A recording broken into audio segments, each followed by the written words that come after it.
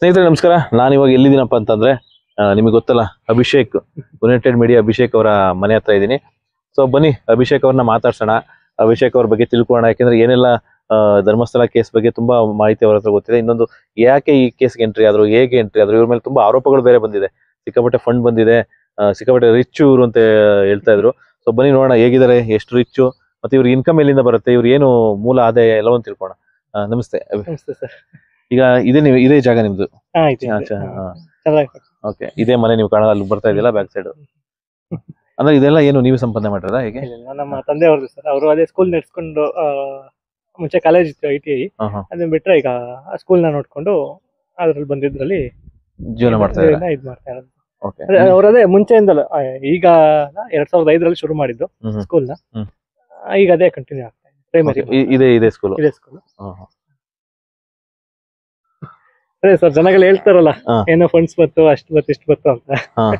ಬಂದು ತೋರಿಸ್ಬಿಡ್ಲಿ, ಅದ್ರಿಂದ ಇದ್ ಬಂದಿದೆ, ಇದರಿಂದ ಇದ್ ಬಂದಿದೆ ಅಂತ. ಒಂದೊಂದಕ್ಕೂ ಒಂದೊಂದು ಇದೆ ಸರ್. ಕಷ್ಟಪಟ್ಟು ದುಡ್ದಿರೋದು ದುಡ್ಡು. ಹೌದು. ಈಗ ಇದು ಹೇಳ್ತಾರೆ ಫಾರಿನ್ ಇಂದ ದುಡ್ಡು ಬತ್ತು ಅಂತ. ನಿಜ, ನನಗ್ ಬಂದಿದೆ. ಅದು ಯೂಟ್ಯೂಬ್ ಇನ್ಕಮ್. ನಿಮ್ಗೂ ಗೊತ್ತು, ಯೂಟ್ಯೂಬರ್ ಆಗಿ ಅದು ಬರೋದೇನೆ ಎಲ್ಲಿ? ಯೂಟ್ಯೂಬ್ ಫಾರಿನ್ US ಇಂದ ಡಾಲರ್ ಲೆಕ್ಕದಲ್ಲಿ ಅದೇನೋ ಟ್ಯಾಕ್ಸ್ ಕಟ್ ಆಗ್ಬೇಕು, ಇಂಡಿಯನ್ ಟ್ಯಾಕ್ಸ್ ಎಲ್ಲ ಕಟ್ ಆಗಿ ನಮ್ಮ ಅಕೌಂಟಿಗೆ ಇಷ್ಟು ಅಂತ ಬರುವಂತದ್ದು. ಅದನ್ನೇ ಬೇಕಾದ್ರೆ ಇವರು ಇಟ್ಕೊಂಡು ನೋಡಿ ಫಾರಿನ್ ದುಡ್ಡು ಬಂದಿದೆ ಅಂತ.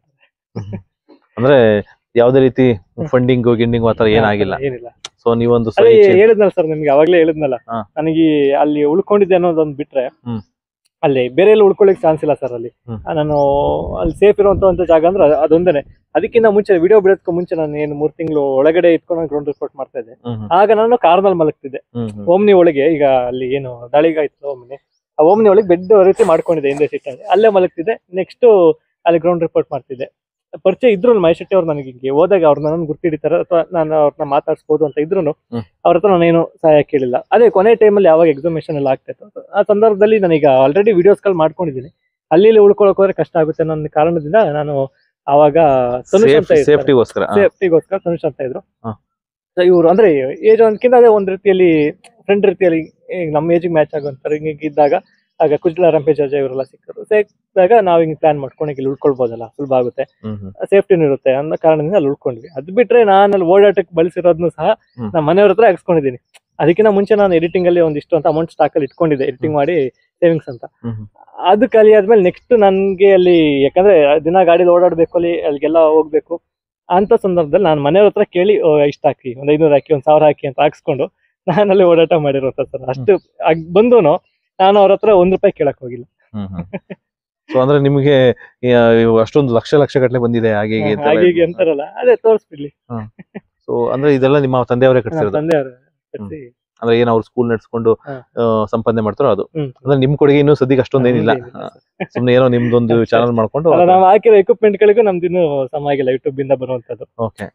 ಅದೇ ಎಡಿಟಿಂಗ್ ಮಾಡ್ತಿರ್ತೀನಿ, ಅದನ್ನೊಂದು ಇಷ್ಟ ಅಂತ ಬರುತ್ತೆ. ಅದನ್ನ ನಾನು ಸ್ವಲ್ಪ ಬೇರೆ ಅದು ಇದು ಎಕ್ವಿಪ್ಮೆಂಟ್ ಆಗಿರ್ಬೋದು, ಅಪ್ಗ್ರೇಡೇಷನ್, ಅದು ಬಿಟ್ರೆ ಮನೆಯವ್ರಿಗೂ ಅಷ್ಟೇ ಇಷ್ಟ ಸ್ವಲ್ಪ. ಅದ್ ಬಿಟ್ರೆ ಅದೇ ನಂದು ಏನು ಅಂದ್ರೆ, ನಾನು ಈ ಫೀಲ್ಡಿಗೆ ಬರೋದಕ್ಕಿಂತ ಮುಂಚೆ ದುಡಿಬೇಕು ಅಂತ ಬಂದಿಲ್ಲ ಸರ್. ಯಾಕಂದ್ರೆ ನಂದು ಇನ್ನೂ ಓದುವಂತ ವಯಸ್ಸಿದ್ದ ಬಂದಾಗ ನನ್ನ ಫೀಲ್ಡ್ಗೆ.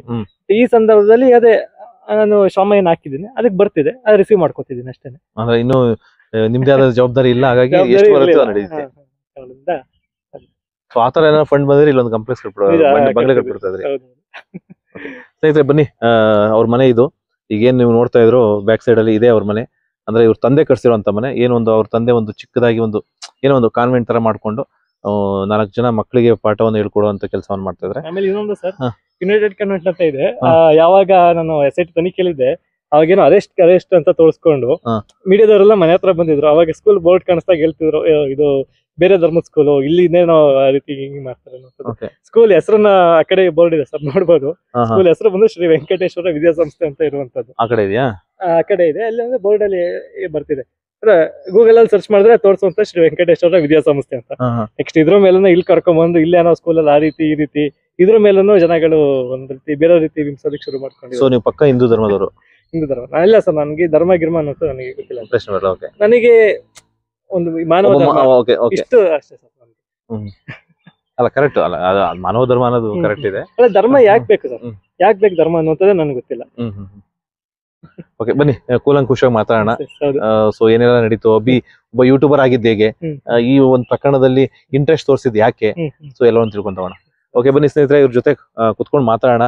ಸೊ ಒಬ್ಬ ಸಾಮಾನ್ಯ ಯೂಟ್ಯೂಬರ್ ಇಷ್ಟು ಒಂದು ದೊಡ್ಡ ಕೇಸಲ್ಲಿ, ಒಂದು ದೊಡ್ಡ ಪ್ರಕರಣದಲ್ಲಿ ಯಾಕೆ ಇಂಟ್ರೆಸ್ಟ್ ತೋರಿಸಿದ್ರು, ಯಾವಾಗ್ಲಿಂದ ಇಂಟ್ರೆಸ್ಟ್ ತೋರಿಸಿದ್ರು, ಸೊ ಎಲ್ಲವನ್ನು ತಿಳ್ಕೊಂತವಣ.